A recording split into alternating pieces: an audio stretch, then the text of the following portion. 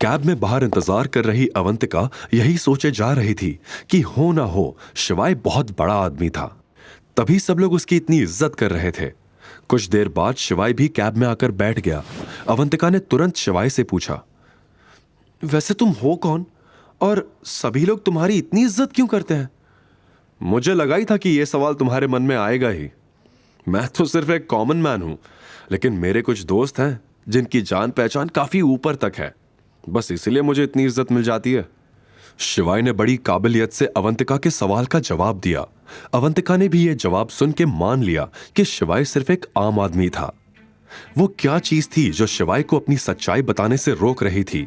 क्या अवंतिका के मन में भी शिवाय के लिए फीलिंग्स डेवलप होने लगी थी? शिवाय और अवंतिका कैब में बैठ गए और कैब अपनी मंजिल की ओर चल दी। हम कहां जा रहे हैं? अवंतिका ने कंफ्यूज्ड होकर शिवाय से पूछा।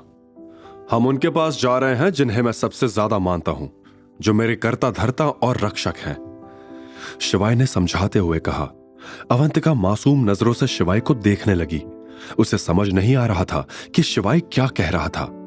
जो कुछ भी हुआ उसके बाद अवंतिका के मन में ढेर सारे सवाल उमड़ने लगे। कुछ ही देर में कैब श्री गेंदेश्वर द्वादश मंदिर के सामने आकर रुकी। अवंतिका कैब में बैठकर एकटक मंदिर को देखने लगी, फिर फौरन गाड़ी से बाहर निकल गई। शिव मंदिर देखकर उसे एकदम से अपना बचपन का प्यार, वो लड़का याद आ गया। वो भी तो शिव भक्त था। अवंतिका बार बार अपने मन में शिवाय की तुलना अपने बचपन के प्यार से करती थी और दोनों में काफी समानता पाती थी।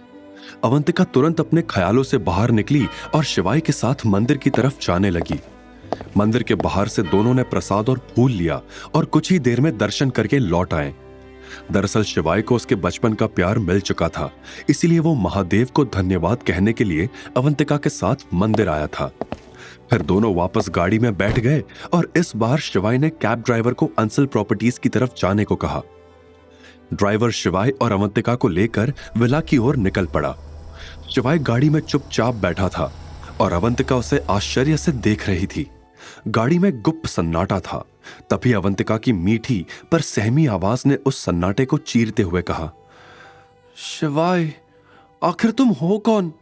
वो लोग तुमसे इतना क्यों डर रहे थे? क्या तुम किसी माफिया गैंग के लीडर हो? शिवाय ने अवंतिका के डरे हुए चेहरे को गंभीरता से देखा और फिर अचानक हंसते हुए पूछा, अगर मैं किसी माफिया गैंग का लीडर निकला तो क्या तुम मुझसे दूर हो जाओगी? फिर कभी मेरी शक्ल नहीं देखोगी या मुझसे नफरत करोगी? नहीं, ऐसा कुछ नहीं है, मैं तो बस। अवंतिका हिचकिचाते हुए रुक गई। शिवाय अवंतिका के मन का हाल समझ चुका था, इसलिए उसने धीरे से कहा, मैं एक नॉर्मल इंसान हूं, लेकिन बात यह है कि मेरा एक दोस्त है जो एक बहुत बड़ा बिजनेसमैन है। उसकी हर जगह बहुत रिस्पेक्ट है। उसी ने मुझे वो 3 करोड़ दिए थे। बस इसी वजह से वहां बैठे लोग उसका नाम सुनकर डर गए और मुझे छोड़ दिया। अच्छा, तो ये बात है। मैं तो डर ही गई थी। वैसे कौन है ये फ्रेंड जो अपने दोस्त को 3 करोड़ रुपए एक साथ देने को तैयार हो गया, वो भी आज के जमाने में? मैं इसका नाम जानना चाहूंगी। सब्र रखो अवंतिका, अभी कुछ ही दिन तो हुए हैं हमें मिले। धीरे धीरे तुम सब जान जाओगी कि मैं कौन हूं और मेरे सारे दोस्त कौन हैं। शिवाय ने गंभीरता से कहा। पता नहीं क्यों, पर अवंतिका का दिल हमेशा उसे कहता था कि शिवाय कभी उसे धोखा नहीं देगा और ना ही कभी झूठ बोलेगा। शिवाय के हाव भाव से अवंतिका को यकीन हो गया कि शिवाय सच कह रहा था। शिवाय सच ही तो कह रहा था। अभी वो एक नॉर्मल आदमी ही है, क्योंकि वो अपनी पिछली जिंदगी को अवंतिका के लिए कब का छोड़ चुका था। हालांकि वो पोजीशन आज भी शिवाय के लिए रिजर्व थी। वो जब चाहे वापस मेजर की पोजीशन ज्वाइन कर सकता था, लेकिन अभी शिवाय का एक ही मकसद था, अवंतिका के प्यार को पाना, उसे दुनिया की सारी खुशियां देना जो वो कर रहा था। अवंतिका, मैं तुम्हें अपनी सच्चाई कैसे बताऊं कि मैं ही तुम्हारा बचपन का प्यार हूं। मुझे डर है कि यह सच पता लगते ही तुम मुझे छोड़कर चली जाओगी, क्योंकि मैं नंदिनी का पति था और अपनी बहन के पति के साथ शायद तुम रहना पसंद नहीं करोगी। शिवाय अपने ही ख्यालों में डूबा था। वहीं नंदिनी और रेखा इस बात से परेशान थी कि अब वो बजाज कंपनी को कैसे बचाएगी। उनके पास तो इतने पैसे भी नहीं थे।